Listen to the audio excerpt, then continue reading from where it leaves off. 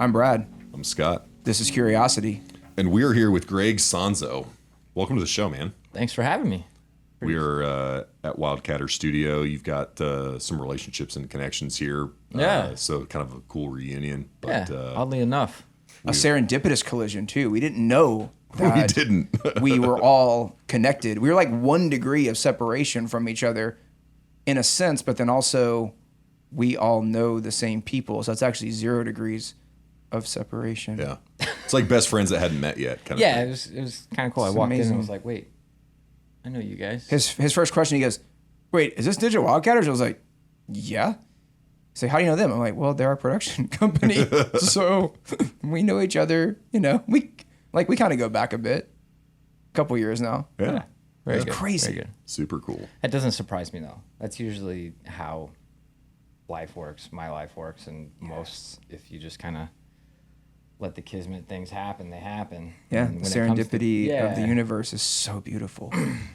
So I have to start with, for those who are not watching, my shirt that I'm super excited Yes. about from Change. Brad wants to show off his shirt. We're going to put it in the show art. Yeah, so it's water the colors of your mind and grow at your own pace. You're going to have to stand up. So we're going to stand real quick here. Yeah. There we go. Got a good shot of it. And for a conversation like today, where we're really blending together art and mental health and the journey of life through the lens of curiosity and the complexities of reality and how that narrative takes form and shape, I think it's going to be a really special conversation around the complexities, but also the simplification of those complexities as we navigate through that journey. And we're just super grateful to have you on today, man, and really excited for this journey. I'm excited to be here. We've been talking about it for a minute, and it's something that I kind of, y'all's whole thing is really in line with how I live my life and what really drives me to create and drives me to, to do the things I do based on art and mental health. It's where it all comes from. Can we dig into some of the motivators? Like what gets you out of bed in the morning and like what are you kind of solving for? Like what kind of drives you? I think for me at a young age, I realized that, I didn't realize this. I couldn't stop doing or making or creating or destroying and then creating, recreating. So like I didn't have a grasp on that, but anything that forced me to go inside of myself and bring that outwardly, like I excelled at and I dove into, and whether I was new at it or not, I somehow found a way to be good at it or get as good as I could as quickly as I could, because it was just that is what drove me, was that creative spirit, that curiosity, if you will. Yeah. First plug. First plug. Yeah. Well, Boom. That I always saw a problem with what everybody considered normal. I did construction jobs with my dad. I did normal jobs. I worked at Target. I did the stuff. I knew that I can't do this because there's no real fulfillment for me. Yeah. And as I grew older, that became clear. It's like, well, duh, I just got to be creating something, like, and fulfilling that drive, or I'm gonna rot as a being. I didn't realize that until I was way later, but it all made sense. That's why average student, BEC student, super smart, but didn't study and, didn't apply myself to what I felt like was slavery. Sure. Sure. But sports and art and, anything artistic or creative or expressive, that was me coming outward. That was easy. As you reflect back, like what's one of like the first things that you created that you sort of look back and are like, were destroyed and recreated that that sort of like you think back to, like, yeah, that was like kind of a point in time where things kind of built off of. Well, I was always into the letters and the typography and stuff, and I got in trouble for carving my name into the side of my bunk bed with a knife, and then you know, but that was just like tendency. I mean, my dad has a picture of me running down the hallway with a diaper smearing shit on the wall, which may have been the first sign of graffiti.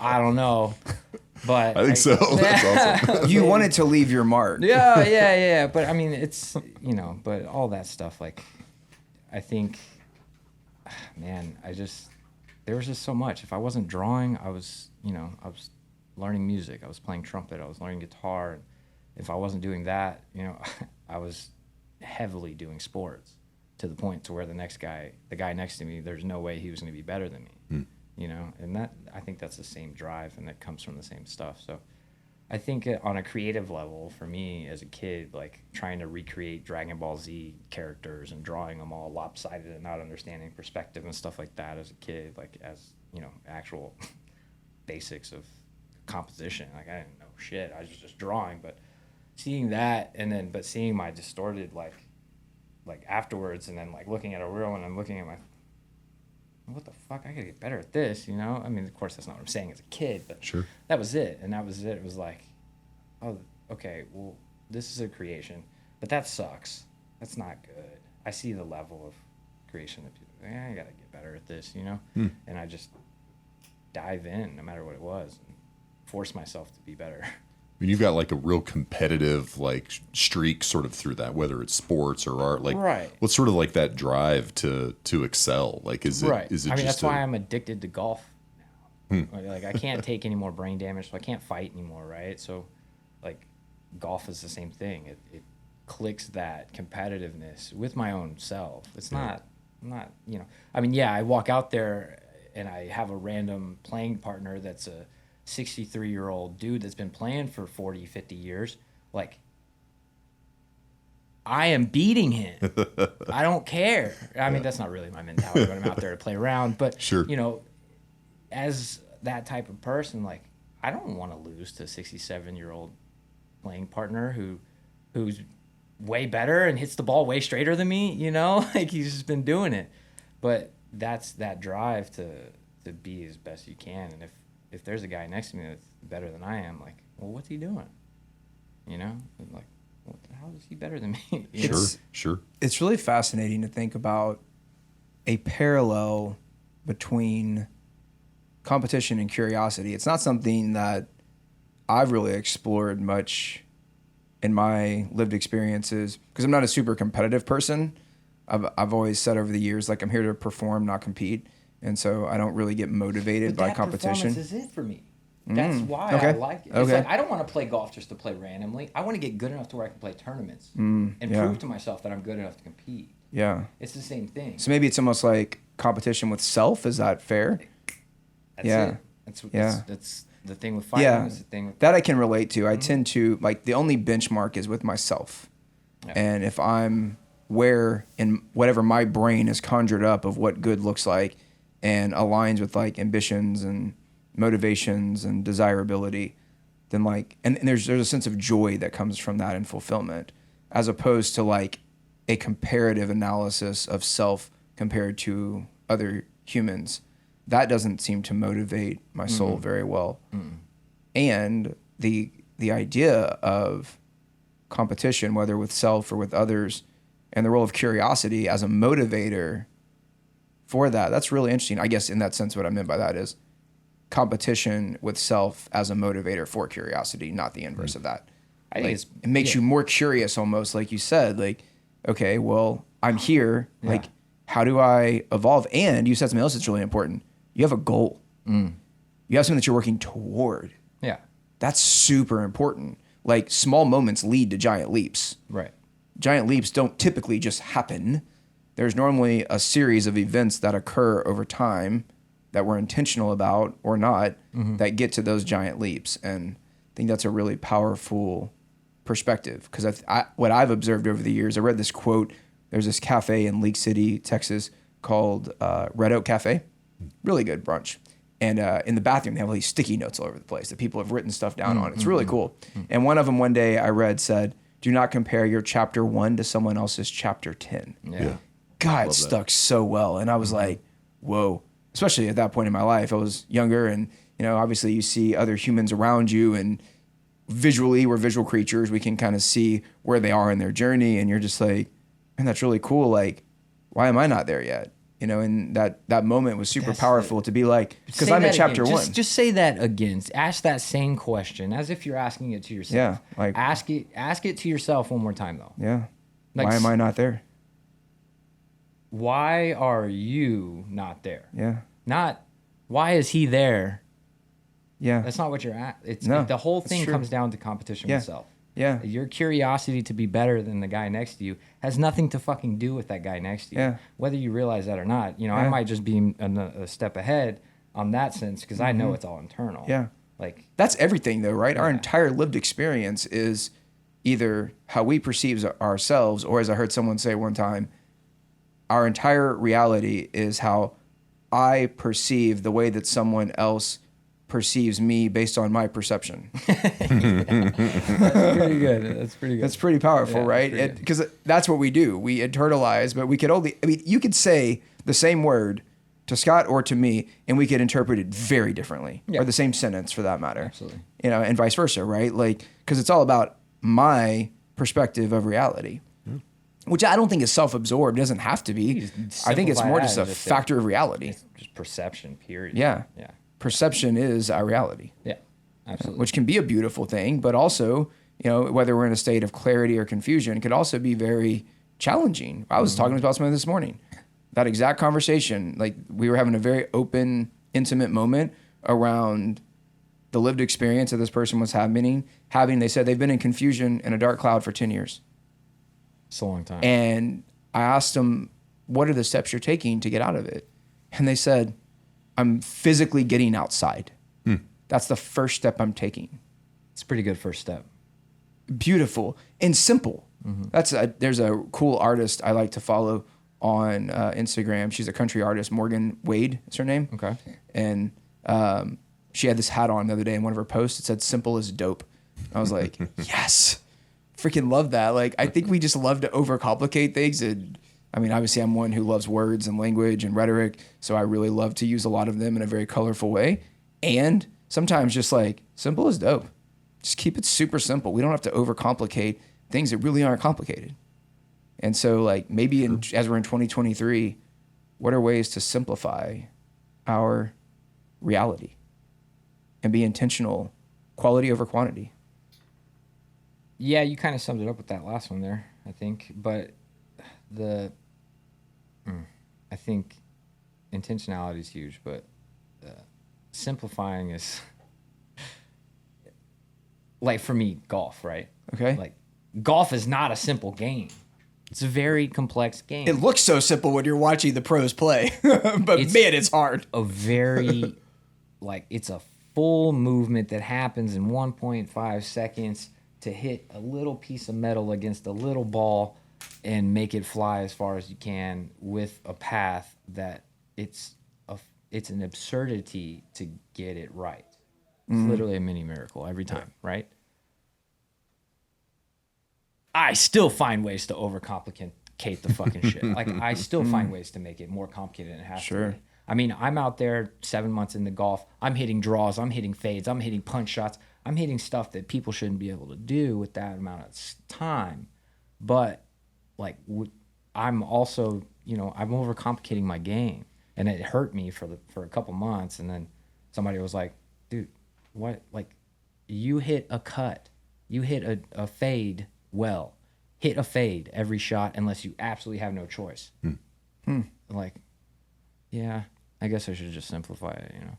And my score started going, I started scoring well in golf. Yeah. The lower the scores, the better. It's one of the only sports where the lower score is the goal. So I started, scoring better, and my course management went up. Everything is just, it's just about, like you're saying, it's just simplifying. And it's the same thing in Muay Thai in the fight world. It's like people start learning martial art.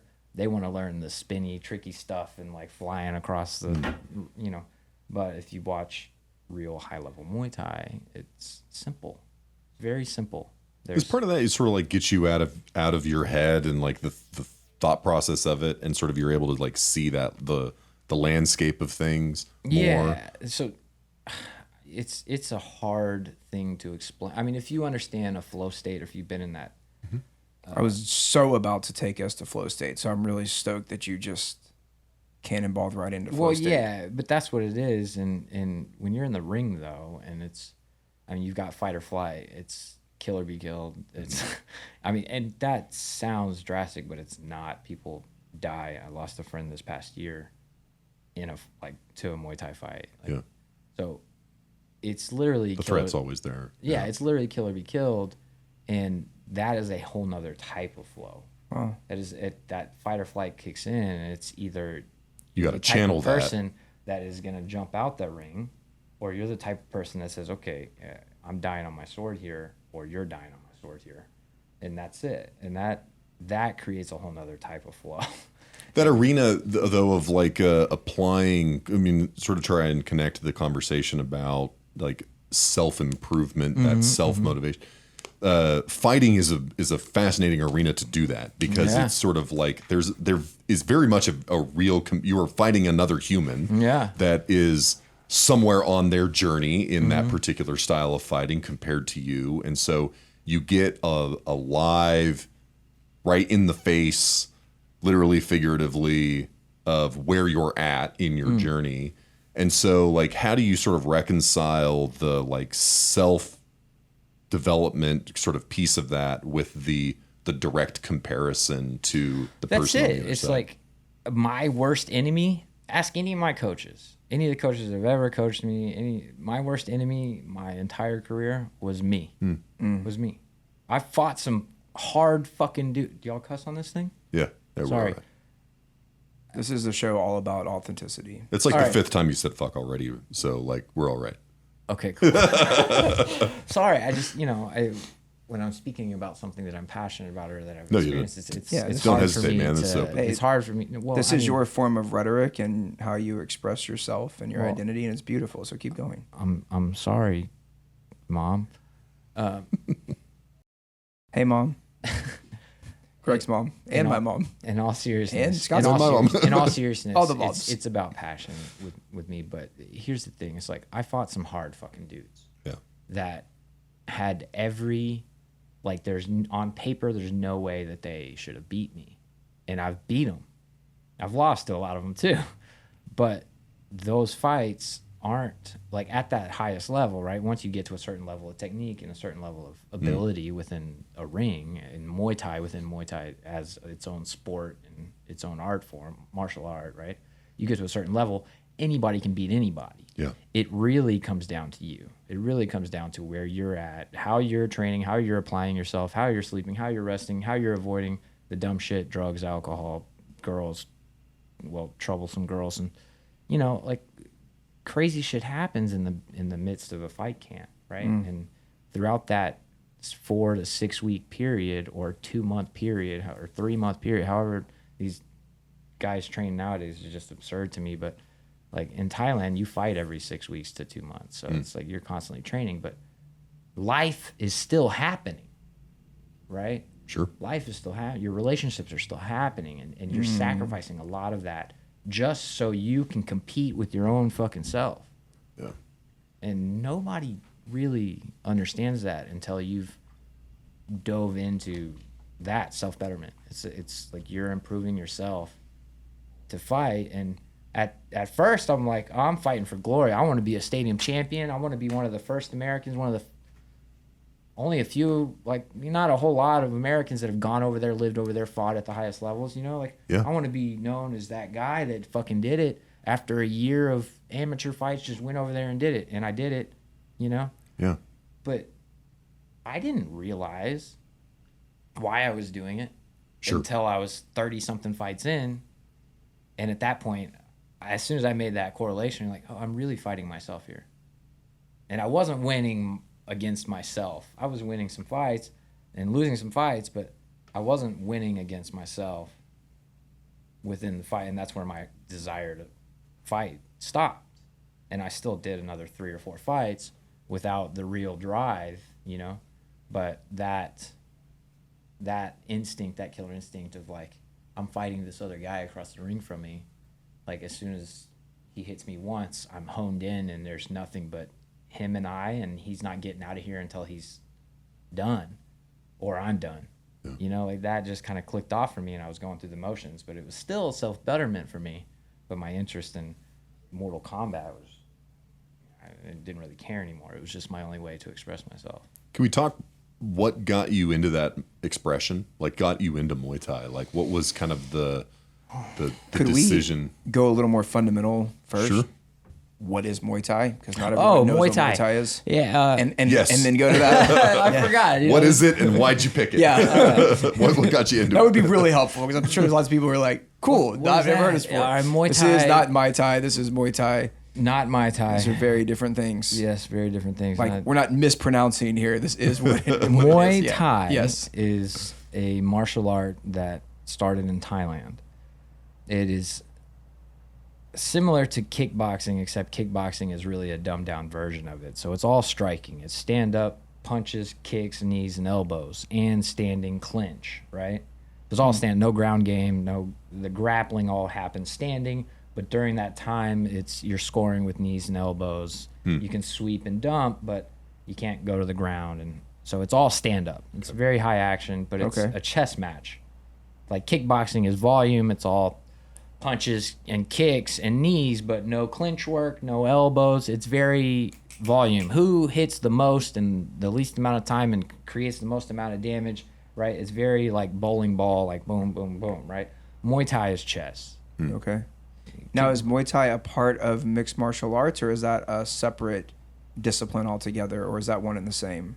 Are they synonymous or completely different? I want you to ask me that question again. Okay. Are Muay Thai and mixed martial arts synonymous? What is mixed martial arts? That is my question. Mixed martial arts. That is my next question, I should say. Sorry. Mixed martial arts, and what people don't understand is mixed martial arts is a bunch of martial arts mixed into one sport. That's what it sounds like. Yeah, That's it's good. one sport, Okay. right? So Muay Thai, yes, people that fight MMA train Muay Thai. Okay. They train jiu-jitsu. Got it. They train...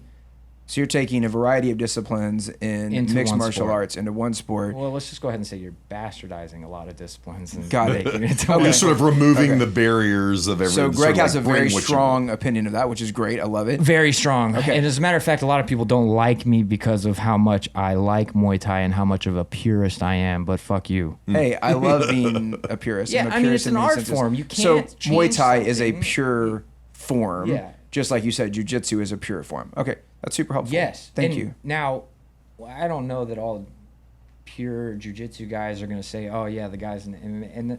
And that might be a little bit of My cousin does capoeira. capoeira. Another Yeah. martial art that's really fucking cool. Yeah, he loves Beautiful it. Brazilian. It's beautiful. That's Great an awesome, history and, into dude, so there's a type of capoeira that's actually based more on effectiveness. Yeah, And impact and actual striking. yeah, he likes to do shit's that crazy. in like the dance. Yeah, the form of- capoeira yeah, dance yeah, form, he right? loves But the dance those form. are all based off of actual strikes that these guys actually do. Yeah, he has a jiu-jitsu background and then went into capoeira. Yeah, dude, that's cool. You know, That's- that, well, the it's history of really that, just briefly, you guys probably know, is it sprung from slavery in Brazil. Really? And so they weren't allowed to fight. I love how you said we probably know. Like, no, I don't know, and, but I'm so they intrigued. developed what appeared to be to sort of the masters Oh. dancing. But it was is actual. brilliant. It was a style of fighting that awesome. they had been developing, but that was intended to mask what was actually going on. So it has a There's a deep history. metaphor that we could dive so deep into on that whole narrative that we probably should say focus here, but wow, that's fascinating. And that's where, and I guess sort of to reinforce Sanzo's point around like the purity of this is Perception. rooted in Right. So Muay Thai was developed based off of being like during ancient Siam times, like in Southeast Asia, they use swords. And if you didn't have weapons, your body becomes that weapon, right? Oh, wow. So your elbows are your knives, right? Your knees are your spears, your kicks, your shield. When you block, like everything, your body becomes the weapon.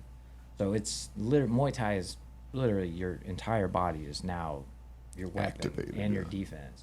I think one of the things I've always found most fascinating about these crafts is the flexibility. I mean, like, you're kicking your leg really high.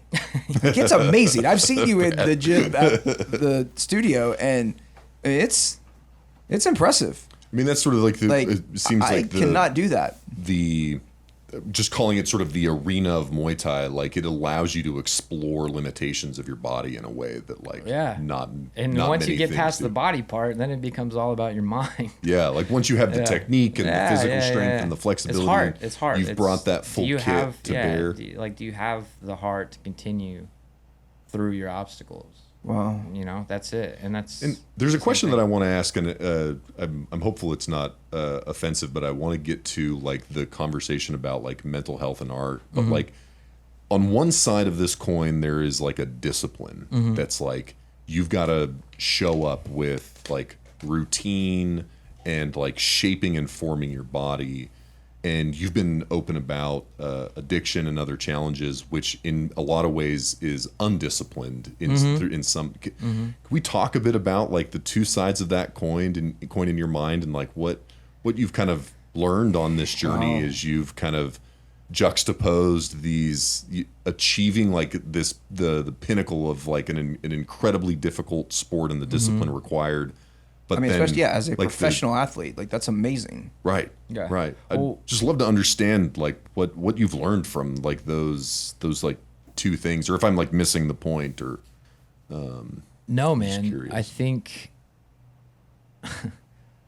I think that when you get somebody like me, right, addictive personalities, whatever you want, alcoholic addict, right, I've been in recovery for 3 years. I don't drink or do drugs anymore.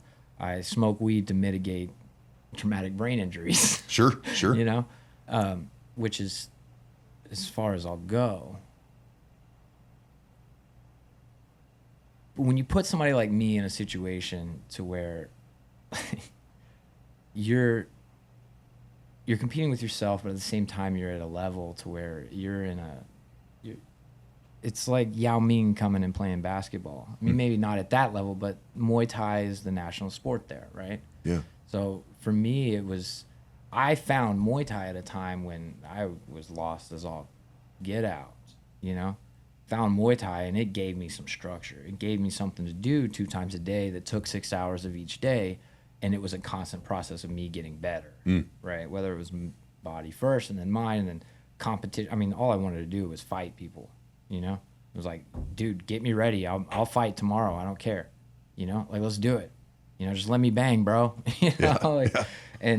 But what I didn't really grasp is actually the self-development until later. It was sport. It was competition for me. It was something that I could do, and I felt that, I could make it to the highest levels of this. You know, as an athlete, I was a freak athlete when I started. I was 26 years old.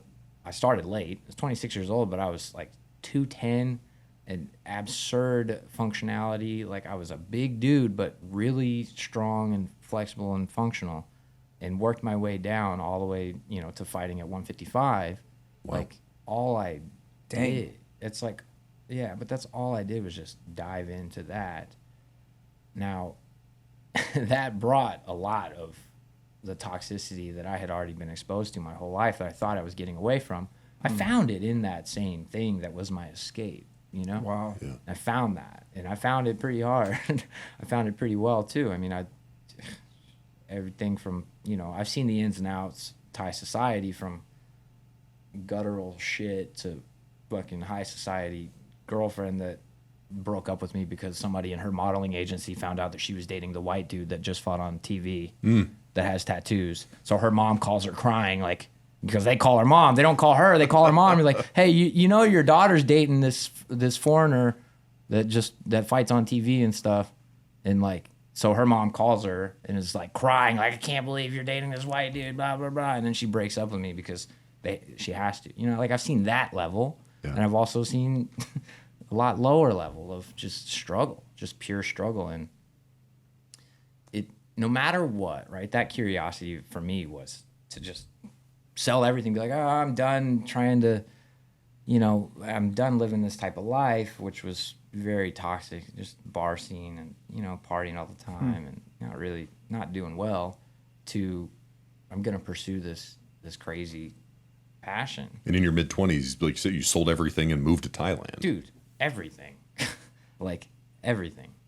just was like done, you know? I was like, this is it. This is it for me, you know? And I started Muay Thai, had a smoker like a month in of training, right? Which is a practice fight.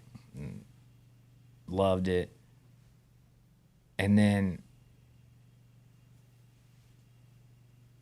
2 months later went to Thailand for the first time. Like 3 months into ever doing Muay Thai. Yeah. Went to Thailand because I was that in love with it. I was like, I gotta go to go to the motherland and learn it from the real people, like really learn from the highest levels and see the culture, experience it, because there's this mysticism about Muay Thai that I just didn't understand yet. I had seen, people doing the ritual dance before the fights, the Mon call, the headdress, and the Prijat armbands and all this stuff. I'm like, this is not just a fight. There's more to this. Yeah, these guys are doing this weird dance. They look like they're meditating while they're dancing before their fight. Like, what is this? So I was like, I gotta go. And I went to Thailand 3 months in. There just for a month-long training trip. Yeah, I'm going just to train at a gym and kind of see it and experience it. And, dude, a week in, the gym boss comes up and he's like, "You'll fight? 2 weeks, you'll fight? Dai Mai, you fight? You want fight?" I'm like, "Yeah, bro. yeah, I want to fight. That's why I'm here. Put me in." I didn't think I was going to fight. I was just going to train, you know? And I went to my coach at the time and the people I was there on the trip with. And shout out to Gary, miss you, Gary. And I said to Gary, I remember sitting on the ring, I said, "Gary, you think I should do it?" He's like, "Well, do you want to do it?" And I was like, "Fuck yeah, I want to do it." He's like, "Well, then do it." It's like, all right.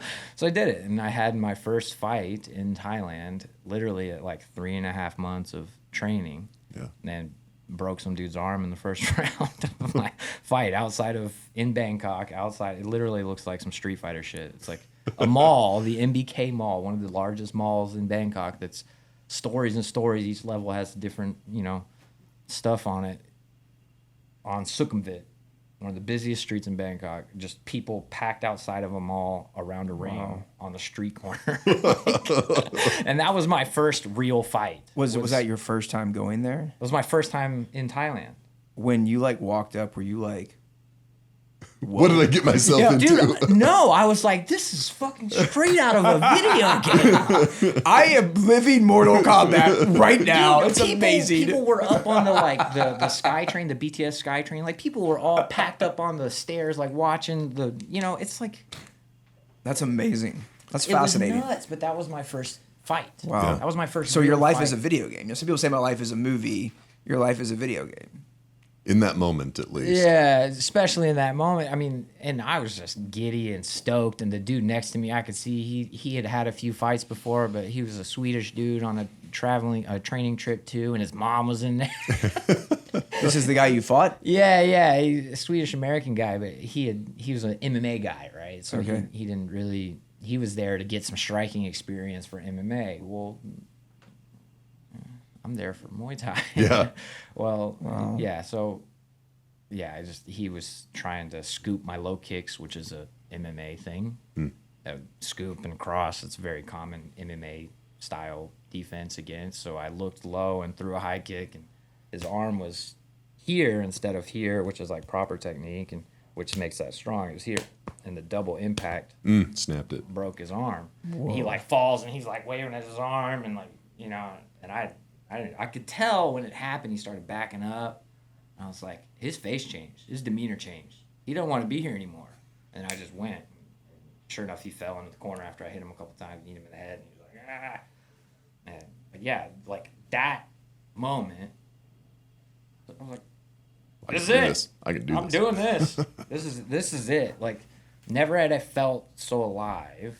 I mean, sure, the smoker was my first time fighting anybody outside of fighting, outside of a controlled environment. My first time experiencing, combat as a sport. But that moment in Thailand, it was like, I tried it. I took the risk. I was like, I wonder if I can, and went and did it. And then it was like, oh yeah, now this is it. This is my career until I can't do it anymore. So that was intended to be sort of a short-term trip. Did you come back to the States? Yeah, I came back to the States, and the whole next year, I mean, I think I fought in my first year of fighting. I think I fought 14 times, 15 times. But it was like I was fighting. I would fight a tournament and then have a month or two and then fight and then fight and then fight. Like I was just trying to fight as much as I could. Yeah. And as soon as, like after a year, my coaches were like, I was like, well, you know, what's next? You know, after I fought on Glory Kickboxing, fought an undercard, and I didn't perform because my grandfather passed away a few days before. And, you know, my dad, my whole family was like, go and fight. Like, don't miss it for his funeral. You know, like, go and fight. He would want you to fight. And I did, but I didn't really. I just did enough to win. I kind of just did enough to win. So that was like, all right, well, Glory wasn't going to throw a contract at me some, you know, year into fighting, and, you know, just didn't really. I fought well, I won, but I didn't perform like I know I could have. So my coach was like, well, you know, like it's just there's not a lot of opportunities here. You want to build, you want to make this a career, go to Thailand. Like, okay, you know, and immediately started, you know. I think it took me about a month and a half to make full arrangements, sell everything, and go. Yeah. That's really quick. Yeah. Wow. I mean, dude, like when you dive into something that you suddenly feel alive while you're doing, it's like, why would you continue to choose slavery and death? Yeah.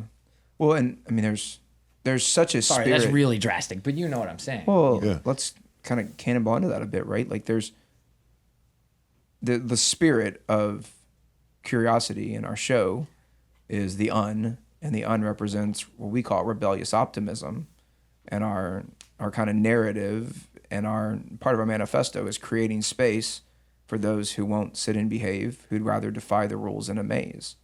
And you know, so much of your just light within you really kind of brings about this energy of not being willing to exist within the status quo, but create and build the life that you love, deeply embedded within passion and intentionality and authenticity, so much so that it's the only way you know how to live. I mean, and that's why I moved into storytelling and filmmaking and documentary stuff, is like, because hearing other people's experience and commitment to their passion, their form of creation it's probably just more and more confirmation and vindication within my own movements of like, I'm not gonna go work a 9 to 5. I'm not gonna go, you know, I'm not gonna make money for your business and not be taking care of myself. I'm not going to sacrifice myself for someone else's business to not benefit, you know, or to have half of whatever that value is taken away. Like I refuse to do that. And the only way that I think that you really can do that in today's society is some form of expression, some form of outwardly demonstration of your true self, whatever It sounds that may like, be. Like in a sense, living by conviction. If that's a fair way to say it. Yeah. Which I think is not always the case in society today. No, it's certainly I think there's kind of this like, I mean, it's an art form to live by your passions and your convictions, and so deeply that it's a constant in your life, and then guides every decision that you make. Because I went on a very existential meditation recently where I started thinking about how our humanity and our identity influences every moment in our existence, and the manifestation of that forms our reality, which in a sentence sounds interesting, but if you really start breaking that down into like micro moments, it becomes this like infinite, highly complex factor that becomes really terrifying, because now I'm like, oh wait, every single decision that I make, let's say we make thousands of decisions a day, many of them are unconscious, are directly influencing my reality now, a year from now, 10 years from now, 50 years from now, whatever my time is on this earth, like, or in the existence of reality. Maybe at some point we're off the earth, who knows? But like, oh my gosh, that was like terrifying to kind of get to that point. And then I had to dial myself back to be like, and I'm comfortable recognizing that many of those decisions are going to be made unconsciously or subconsciously. And some of them, those which are conscious are the ones that I will have control over. And so it's almost like you have to kind of appreciate the subconscious and the unconscious, and then recognize that which makes its way up to the conscious is what you need to focus on and be intentional about, maybe. But it was a very terrifying, beautiful experience. And all that said, the role of conviction and purpose and intentionality play such a critical factor in that journey, which leads me to an important part of the conversation that we've kind of talked about, but not directly: addiction. And one thing that I hear you saying, it's almost like there's this sense of addictive personality that finds itself in many different forms. From, like you said, addicted to golf, addicted to drugs, addicted to alcohol, addicted to a sport like Muay Thai. Like, what do you feel like the role of that trait plays? And is that even a fair way to kind of bring that part of the narrative together? Well, the drugs and the alcohol thing, that's we touched on it early, I think maybe before the cameras were rolling, but I think that is not necessarily, I mean, yeah, there's chemical imbalances that are created when you have a constant drug use thing, or alcohol use or substance abuse or any mind-altering substance on a constant level. There's going to be imbalances created that, cause what we consider addictions. Okay. Right? Which they are. And chemically, scientifically, they're fucking real, right? Your brain is going to crave what it's used to that creates that endorphin release and makes you happy, right? So, but I think the addiction conversation really comes to that blurring of reality. That's the addiction, like, yeah, I know, doctor, I know there's an actual chemical imbalance that makes me fucking crave alcohol and drugs and that, but as through recovery and through being sober for a while, it's like you start to understand, it's like, oh, now I'm handling my emotions, now I'm dealing with myself, now I'm actually understanding, taking the time to understand why and where and how and what's going on with me. Like, I just couldn't fuck with reality, when I was drinking, and I didn't want to fuck with reality. I didn't realize that. I was just partying. I thought it was fun, I'm just hanging out with friends, but the reality is I was blurring the pain and whatever I was feeling. I didn't want to fuck with it, That's not what my thought is. Like, oh, it's fucking 5 o'clock. I'm going to go get a beer, and then I'm going to have a shot, and then I'm going to do some blow, and I'm going to wake up. I'm going to fucking snort an Adderall, and I'm going to get back to work, and then I'm going to smoke weed all day, and then I'm going to start drinking again at 5 o'clock and start it all over again every fucking day for years. Like, no, it's not like I don't want to fuck with reality. That's just the only way that I could manage reality, And I think people don't understand that as you go through that process of removing all of the blurring factors from your reality, and you're forced to deal with it. And then it's like, oh shit, the problem wasn't that fucking brown stuff in that whiskey bottle. It's me. It's what I had to deal with that I wasn't dealing with, and where my mind goes and what my emotions and pain. It's like, that's the real addiction, is not dealing. So do you feel like part of that is, as you're on that type of a journey, right, is part of that getting to a moment in time when you take responsibility as opposed to place blame? Oh, that's fucking name of the game in recovery. Okay. Whatever program, whether it's AA or 12-step, it's that. It's clean your side of the street, right? It's like the whole nine. It's really about, it's exactly what you said. I noticed this, and I love analogies around driving for some reason. I've realized this recently. Yeah. I know. Sky and I live in Heights, and there's this trail on Nicholson that we like to walk. Yeah. And you live in Heights as well. Very close to me. And so In the same building. literally in the same building. We basically live You have the in same address. Yeah, we live in the same house. So it's a very big house. And so what's really interesting is watching people on these cross streets where it's hard to tell whether or not you have a stop sign because of you come up on it really quickly. And Is that between your place and onus is- 610? do what? Yeah. Is that between your place and 610? Yeah. Yeah, I've cut through there a bunch. I know what you're talking Oh, about. yeah. Like every other intersection is like a different Yeah. combo. It's very interesting. And the onus is always on the other person.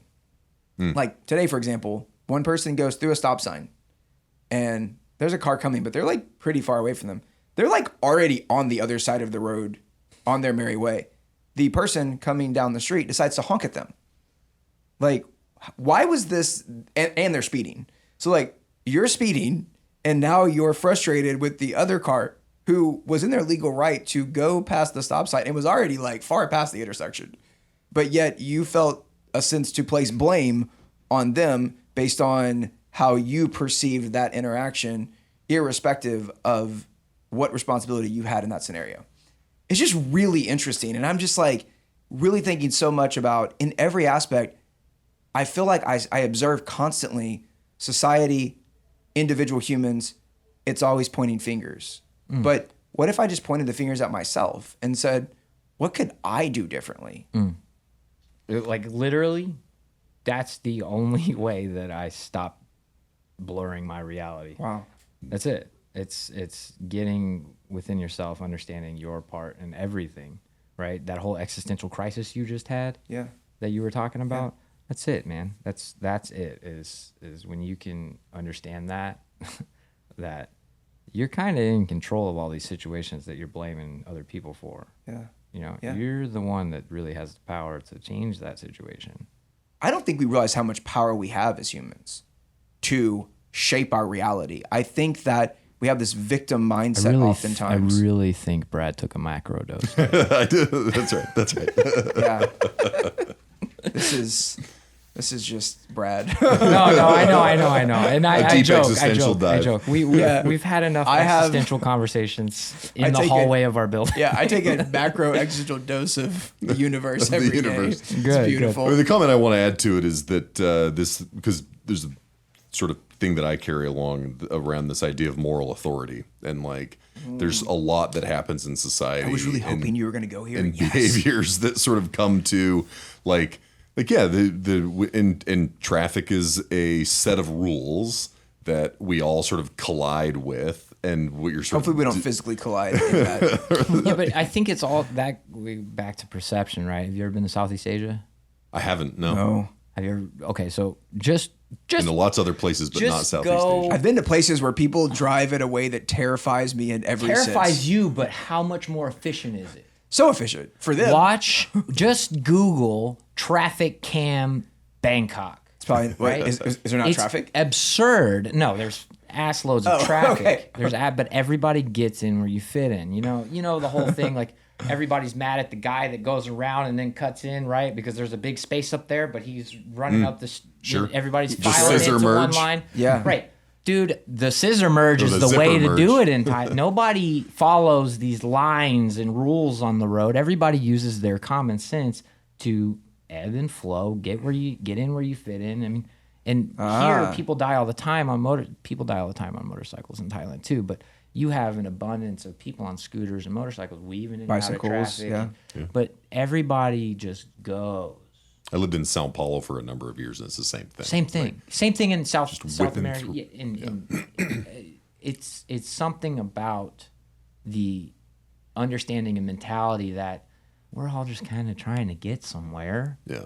You know, it's not like, yo, fuck you, I'm cutting in front of you.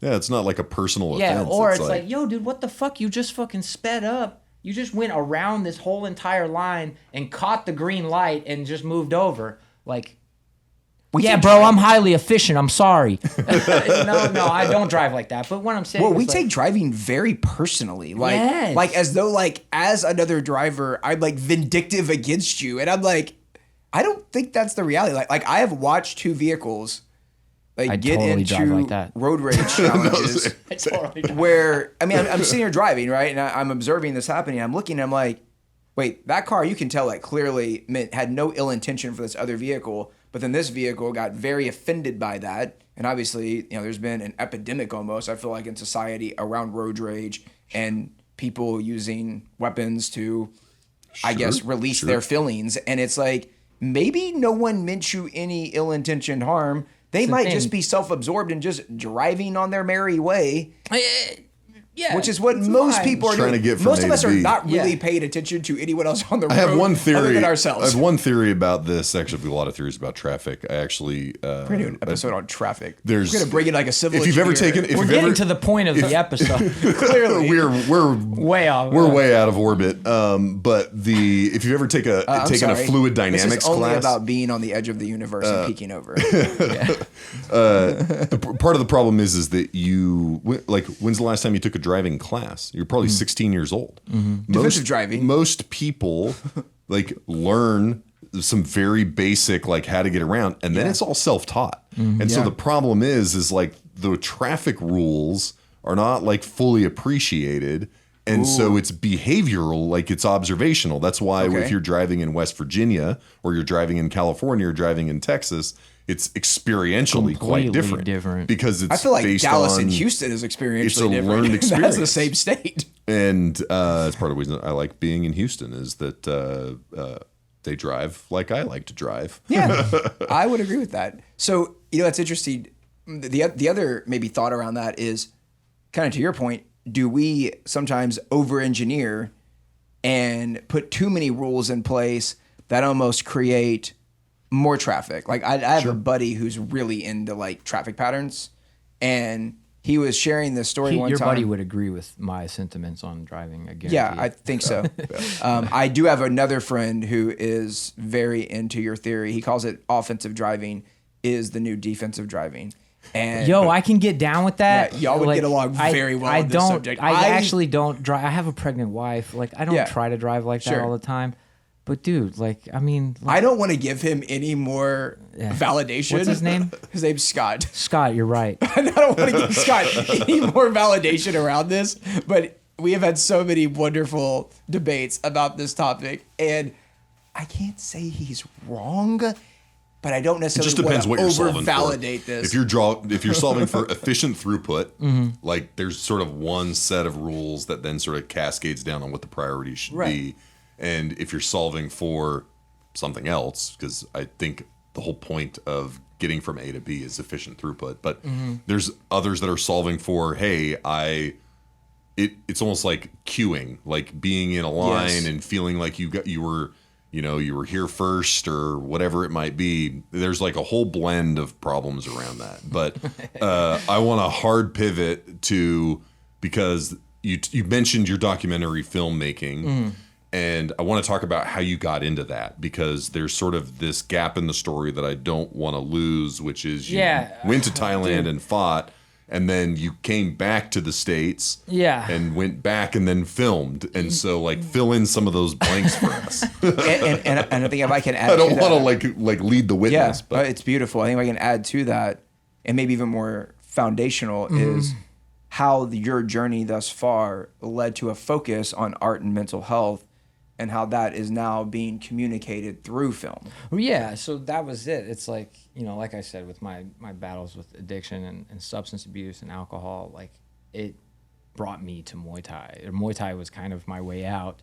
But until I really realized what was going on, I wasn't able to actually get away from it. I found it in Muay Thai. I found it outside. I found it wherever I went. I found my way to toxicity, right? But so I did a lot of stuff in music. I helped organize some music festivals. And then opened my own event company, right? And this is before I retired. I was kind of on a break and got back into the music stuff. And I took some DJs from Houston to Mexico City, right? This is how this whole idea started, right? And my event company, the events were based on causes, right? And so I would partner with nonprofits raise awareness, right? Raise awareness on a situation that, you know, the artist was kin to, or, you know, so like I took some artists from Houston to Mexico City to collab with an organization down there called Nafi. Really cool, like art and electronic music, but really art and fashion. Like they're pretty influential in that world in Mexico City, right? That's super cool. Yeah, they're cool. So we went down there with a couple DJs from here that were connected to them, and we put on an event to try and benefit the earthquake victims that had just happened there during that time. It was 2016, 2014, 2015. I don't remember, but it was a blurry time for me. So my goal was to capture, and I hired some documentary people to come and capture it, right? And I wanted to get the crossover between influences of the artists from Houston, the artists in Mexico City, because a couple of DJs, Ponch and Noah and all those guys, they do kind of amalgamation of like deconstructed electronic music, but then it's usually has some influence. And Ponch really, you know, Latin influence, and Noah kind of derives some of the stuff from it. And, you know, the other DJs were just, you know, all about this Nafi organization. They were like all about it. And because of their influence within their community, it's just like, you know, I wanted to get that, like, have them work together, have them collaborate, see the influences come together and create something else, and then throw a party at the end of the week and film it all, right? And we did that. But it was an absolute fucking shit show.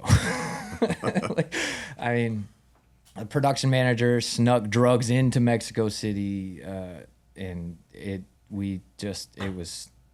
turned into the contract with the venue was screwed up because it was in Spanish, and I got lied to, and then we were all on drugs, and it turned into just the party was fun. You know, they produced some pretty cool tracks together, I think. I don't know. Where's my credit? I'm kidding, but like we got all of it on camera.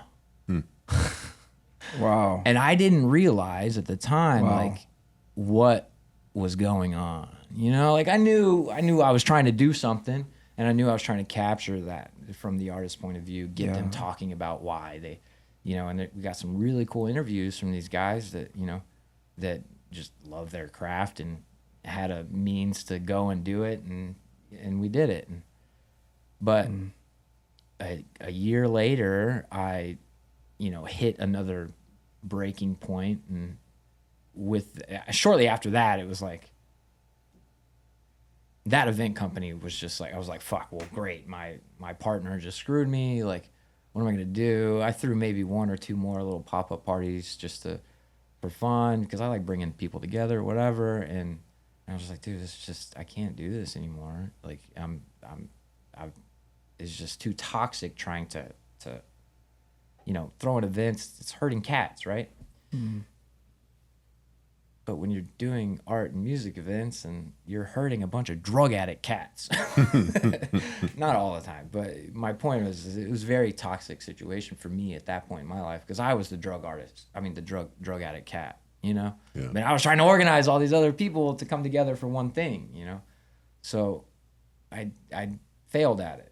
I didn't do very well at it. I mean, I threw some pretty cool parties. There's people that will probably still tell you, like, oh, that was fucking cool, I remember that. But, you know, like, in my mind, there was a lot of balls dropped within the whole process. Didn't achieve sort of the outcomes that you had. I mean, some of the outcomes were pretty cool, you know, and probably created some lasting memories for people, whether or not they knew they were there for suicide prevention, or whether they were there for the earthquake, or what I don't care. Like, fine, you like the party, that's cool, but man, I don't want to just do that, you know? I want to do something. I want to bring people together for a reason. Yeah. And that was the thing, and it just wasn't going to vibe. Everybody just wanted to party, you know? So I moved to LA. A buddy of mine in the music industry is like, hey man, come out to LA. Like, you can train me, you can live with me in downtown LA for free. Come out here and I'll hook you up with the people I know in the music industry, and we'll throw some events together. All right, sounds like a great idea. No, I get out there. He's in debt to one drug dealer, and then he somehow put money. He sponsored another rapper that was a part of the rival drug gang from the drug dealer that he owed money. And here I am. I got conned into being this guy's fucking drug errand bodyguard. Oh, shit. So we're getting to how I got into documentary film. Yeah. Wow. So I'm in LA, like couching at this dude's apartment in downtown LA, and now we're best of friends. He's sober. He's married and has a baby and stuff. Like he's turned his life around. I've turned my life around. It's completely different stories, but to get here was pretty interesting. Wow. Well, during that time, I didn't know what to do, and I'm like, well, okay. So I started training Muay Thai again, and I started working with Paulo Tosha, Muay Thai legend. He's in Bloodsport. He's the Muay Thai guy in Bloodsport. Oh, wow. So I'm working with him. That's cool. And I'm working with him and trying to do stuff, and I meet this director out there, and director, filmmaker. She does a lot of stuff in marketing now. Her name's Beth, and Beth. I was just talking to Beth and was like, this is what I've done. This is what I'm doing. And she was telling me, and we're talking, she's like, you need to keep doing that, And over time, I was like, oh, yeah, maybe I should. She's like, but I want your story. I want to hear your story. So we interviewed me. We did a master interview of me in my shitty apartment that I was living in at the time. And I was on a lot of whiskey and a lot of cocaine during this interview. Like, this was before I had made the realization that, like, I am trying to tell my story through other people. Like, I hadn't found my healing yet, So, like, I'm trying to capture these stories from these artists and get their insight and, like, what they're doing. And the whole time I was really uncovering my own shit. Sure. So they interview me with my story. I start this whole process of making a documentary project about art, right? And getting the crossovers. And very shortly after my first interview, it was like, this is about art and the drive to create and your own story within creation, and that being Muay Thai, being my art form and all that. And dude, we were just like, I didn't know that it was, oh yeah, you're making a thing about art and mental health. I'm just trying to film people that like to create and understand why and what they're doing. I didn't realize that I was stepping into a whole nother art form that is exactly that. You're letting people express themselves on a level that will hopefully help others. And as I made those correlations and the project really took shape and we really understood what we're doing and how and why, like, that's when it's like, oh, okay, now I found my Muay Thai again, and I found my drive, my passion, my convictions of helping others, and now it's through storytelling. I mean, I'm still a personal trainer. You see me every day. I help people on a daily basis feel good about themselves, but my thing with filmmaking is that it's I want other people's stories that may not have been heard or seen or understood to be shared and to make a difference and to drive people for exactly that. It's like to understand the whole curiosity thing, to understand what really creates life, not slavery and death, But dude, I just met the right person and she was like, boom, spark. And she helped me develop it. We did a bunch of interviews. We worked together for a long time on it. And then it just built and built and built. And now she's got a big marketing job.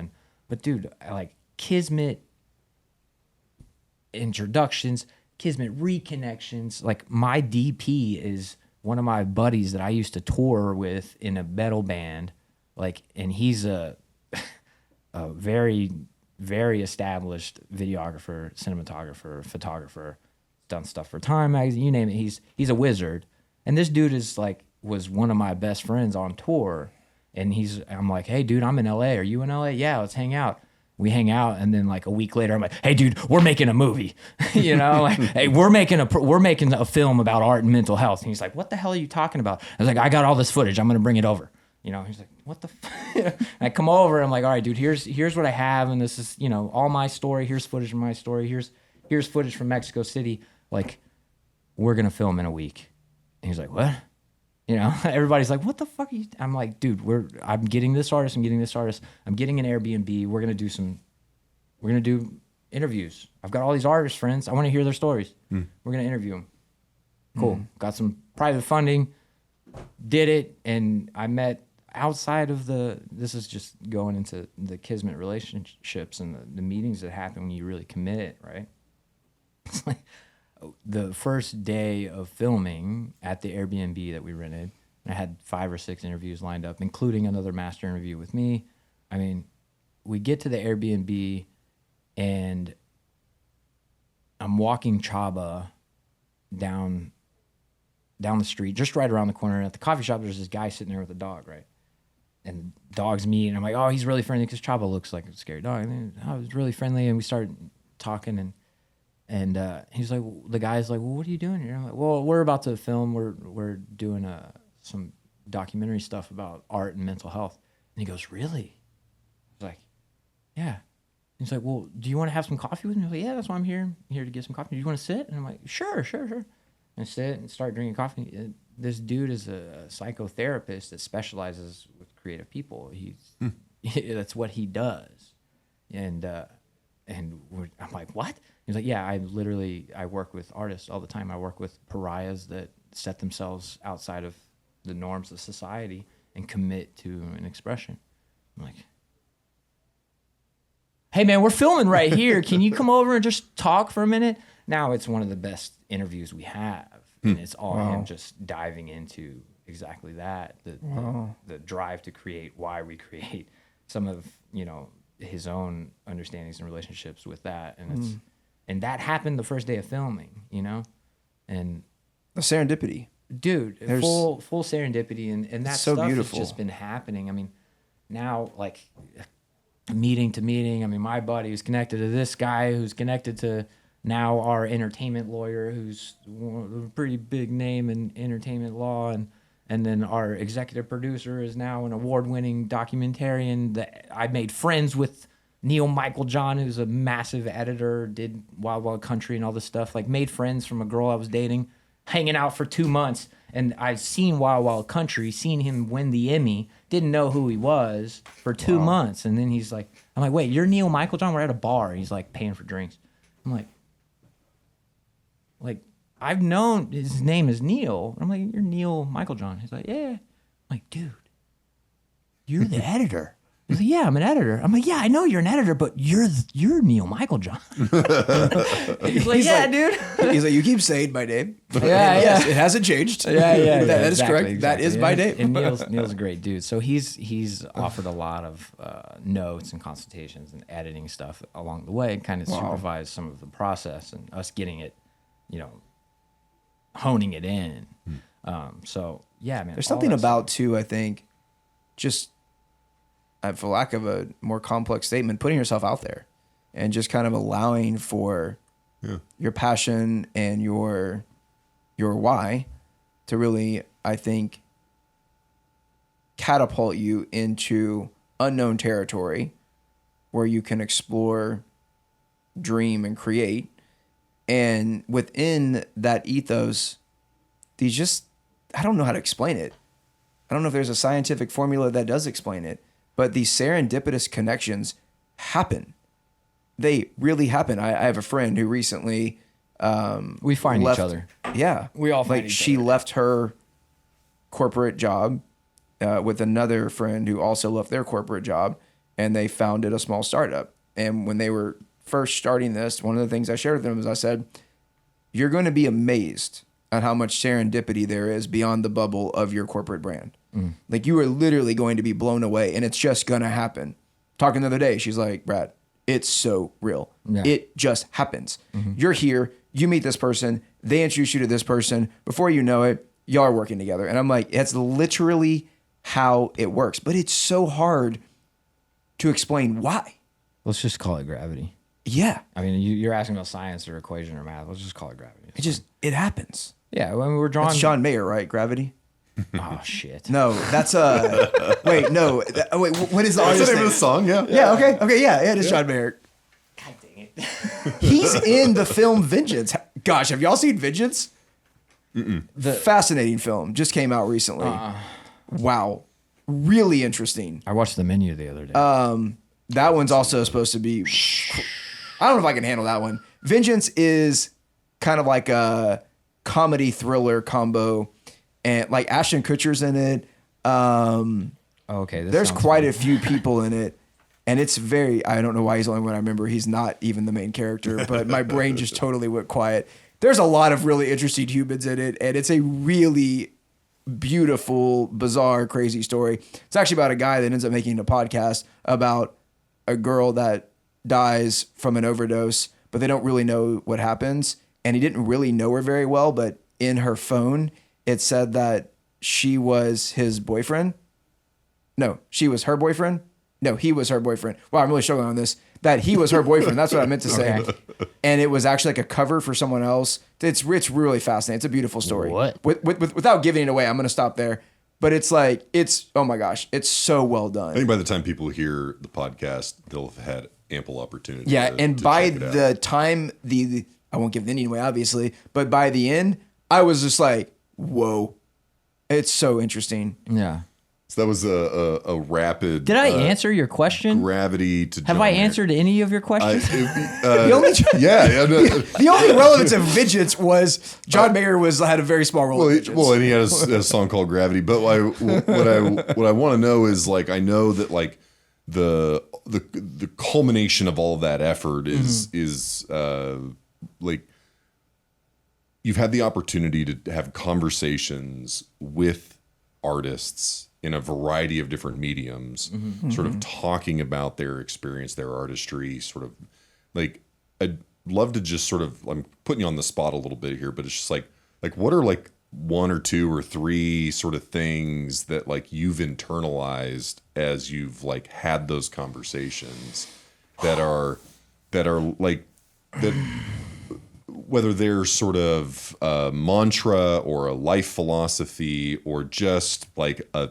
cool quote that you like to just kind of like run with. I think, and it goes back to that first trip before I knew what Selfish Heart was. Before I knew that we were going to really focus and on Selfish Heart is the name of your film. Selfish Heart is the name of the first film, which goes through a lot of my story and a lot of the ancillary stories that we're going to feature in subsequent films or a series, however it gets bought and distributed. I don't know, whatever they want to do with it. But the I'm sorry, I lost my train of thought because we're negotiating all that stuff right now. The fun stuff. Shit, dude, like film business is nuts. You get a handshake from one guy, you owe that guy 20%. It's just nuts. It's crazy, but it's also fun as hell because you think a deal sounds absurd. Find a way to make it work. If it makes sense, it'll work in film. But making it make sense, making the right connections, knowing the right people, having people believe in what you're doing and trusting you to execute on the highest level possible, it's hard. Now, what was I trying to answer? Takeaways from having had these conversations so and, the first, and meeting all the these first, folks. The first time I took those DJs down there, right? Ponch said something, and I think it'll probably come out a little different than what he actually said, but it's something along the lines of like art is war. Like it's creating is just like a fight, just like any type of battles. Like, and this is what he said, and he was correlating it to fighting because that's what he sees me as is the fighter. It's like you take one or two punches, right? You get knocked down once or twice. You don't just stop, right? You don't just stop and give up. If you do, what do? You stop fighting, right? And that was a conversation that we had that like really was like, oh, this really is all the same. It really is all the same. It's really about battling yourself, and everything in the world, in the universe, and within your experience is probably fighting against you to live that passion. Probably. It's just the way our society's set up, right? Yeah. So in that sense, it's like, yeah, man, like to create, to dive into what you guys like to call curiosity, to really expound on that, it's fucking war, dude. It's war. You're fighting against every structure of control. You're the weight of incumbency of society and expectations. Everything goes against what you feel alive doing. Everything, you know, family, friends, loved ones. It doesn't matter. If you truly commit, you're breaking hearts. And you're going to break your own heart throughout that process to really reach a mastery or any level of respect. And like, oh yeah, he did some stuff in that form of expression that amounts to some sort of something, right? It was like legacy, whatever, like something to be recognized by, whatever, right? But what people, I think, forget is like it's war through all those factors, but to really get the best out of you, it's war within yourself. Yeah. And the connection to mental health is that art, like by finding that place where you've been able to express yourself completely, is that an arrival of, I won't call it an end state because it's fluid and but that is I think we're conditioned to sort of think about mental health as like a state or like an arrival, like a place of being. Yeah, there's like a stigma too that I really want to fight of that. And it's like, I'm doing art and mental health, not because artists are all a bunch of crazy fucks, it's not or that. Doing art achieves mental health or like that one begets the other. Or like, dude, my art fucked my brain up. Sure. You know what I mean? Yeah. It's like, it's more about like, but I don't regret it whatsoever. You know, I mean, I'm doing proactive things to fight against the high percentile of CTE that I may lie because of the multiple traumatic brain injuries I have. But I like, it's it, man. It's like, yeah, what you said exactly. Okay. You know, okay. I really like that thinking. And if we maybe stay here for a moment, when we think about our well-being, right? There's multiple facets of our humanity and our identity. And there's a author named Bob Goff, and I was reading one of his books recently. I was listening to it on an audiobook, and he tells this story. And in this story, he has a house in Alaska. And one day, one of his neighbors comes over via helicopter, lands on his property. And they don't know each other. So I think this part of the story is actually quite fascinating. There's a lot of trust here. And he says, just going to park your heli? Get in the helicopter with me. Which that part, I was like, I don't... And he does. He gets in the helicopter. So that I always thought that part was really interesting. And they fly to what looks like this like snow basin. And they land. And says, come with me. So he goes with them. And they go into this ice cap. And they're inside of this ice cap. They're under the ice cap. And they're looking around, they're exploring, and the way Bob tells the story is he was really fascinated because I guess he's lived there for quite a while and he thought he knew where all the ice caps were and he had never seen this one before. And he then goes on to use this as a metaphor around with our own humanity. How often do we get under the ice cap to the places that are uncomfortable to really start to discover where the frustrations are, where the tensions are, where the beautiful aspects of our humanity are. And then how does that manifest itself into well-being? And that could be spiritual well-being, physical, intellectual, emotional, financial.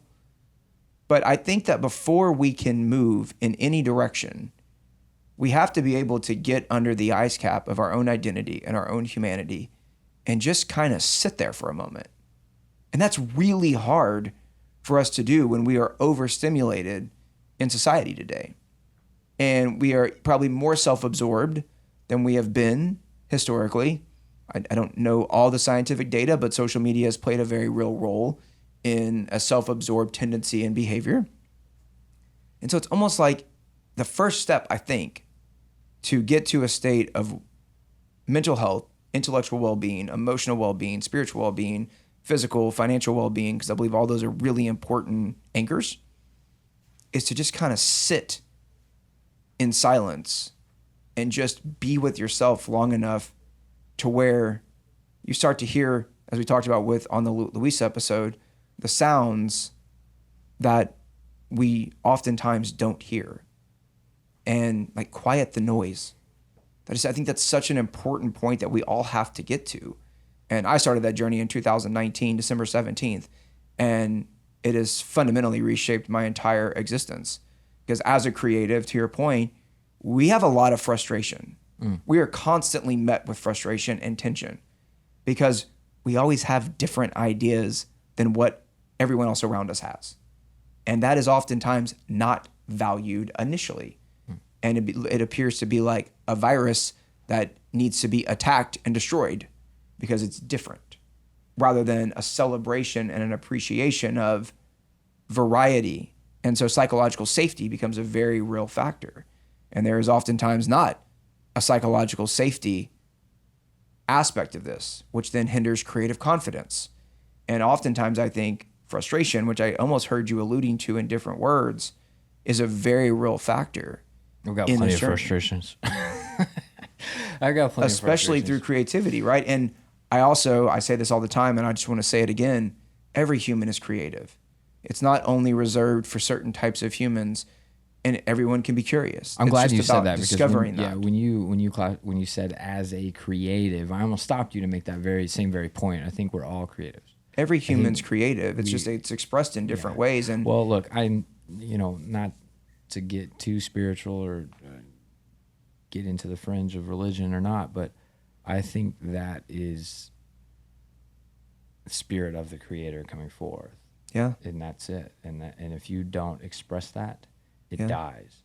And I think that one of my favorite quotes, and this is something that I hope people take the time to dive into, whether or not, wherever you are on the spectrum of your beliefs, I'm okay with, and I accept all their beliefs. But there's a certain line within, and I think all historical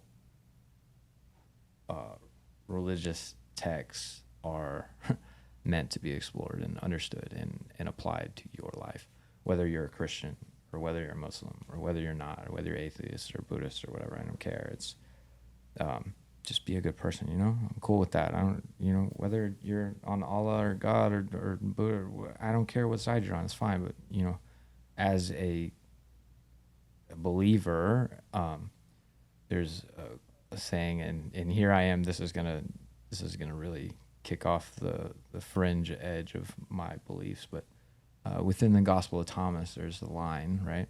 You guys know what the Gospel of Thomas is? Yeah. So there's a line within there. I think it's 117 or 114. It's if you do not bring forth what is within you, what you do not bring forth will destroy you. Mm-hmm. And if you do bring forth what is within you, what you bring forth will save you. That's attributed to Jesus from Thomas and specifically left out Sure. of canonical biblical text, right? But I think that is a very powerful statement that as creatives, we should all kind of think about, right? Wow. And that'll tip sort the of scales. motivate. There's Yeah. a degree of courage that's required. Oh yeah, sort of and if you don't jump self-confidence under that ice cap, you ain't doing shit, bro. You know what I mean? You have to start there. Like it's uncomfortability. If you don't put yourself in a place of being uncomfortable, you're not going to progress. No, you're not going to. Yeah, dude, I had a goofy ad in the Houston Press for when I started training people. It was like Sanzo Fit, no struggle, no progress. But like that's it though. Like outside of fitness or outside of whatever, it's like everything you want to do. Yeah, it's not going to. Sometimes we just have to be comfortable being uncomfortable. It doesn't have to be forever. Right. But I think there needs to be, it's important that there's moments where we're intentional about having that experience. And then over time, it becomes more manageable as well. And initially, you're not going to like the way it feels.